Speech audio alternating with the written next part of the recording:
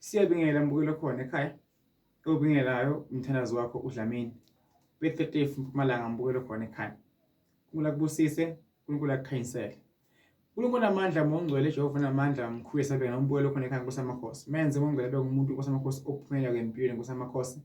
Kungabe likhulu impilo yakhe uNkulunkulu namandla. Phakame isithunywa phakame idlozi le business umshado umendo nkosamakhosi. Alotshole agane nkosamakhosi abe nemuzi.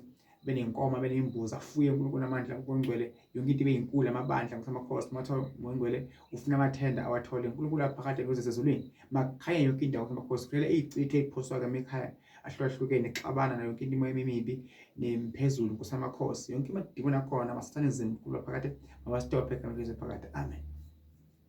Mbukelo khona ekhaya sizobheka indaba yobizo ukuthi ubizo uma ngabe ungalandelelanga noma ungazange uze wenze into eshoyo abantu abadala basakhe emhlabeni ephupheni nawuphupha noma izinto oboniswa zona bese kwenzakala impilweni yakho. 1 uyaphela ngumsebenzi.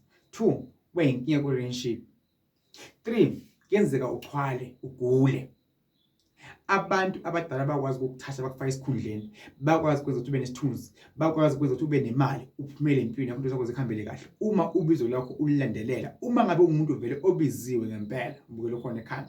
Kunabantu abaphupha abangena phakathi emanzini, kunabantu abatshela kuthiwa wena uzofuna uthenga imbuzi enje, bese kuba nenkomo ekanje, uzothenga into ethile, bese uyahamba uyethwasena.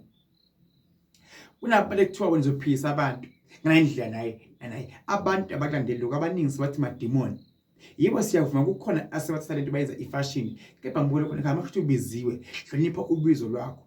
Ubizo mbukelo khona ekhaya liyakwenza ungene ejele, ugwetshwe, uhlupheke impilo yakho yokuziyofa lapha ejele ukuthi walalela ini abantu abadala bangasekho emhlabeni banolaka. Into engabonwa mbukelo khona ekhaya inolaka. Niyibonile iCovid beyingabonakala into ekuthiwa ingumoya beyinolaka. So abantu abakuphethe abantu abangabakini ubabone ngamehlo enyama but ubabona ngendlela abenza ngayo izinto ukuthi cha uyazi kukhona abayithi ngihamba nabo noma ehluke ngibona bangenzela impilo nami. So mbukelo khona ekhaya sukumela ubizo lwakho ulilandelele futhi ngeke ungakwenzi lokho ngathi kuyihlazo.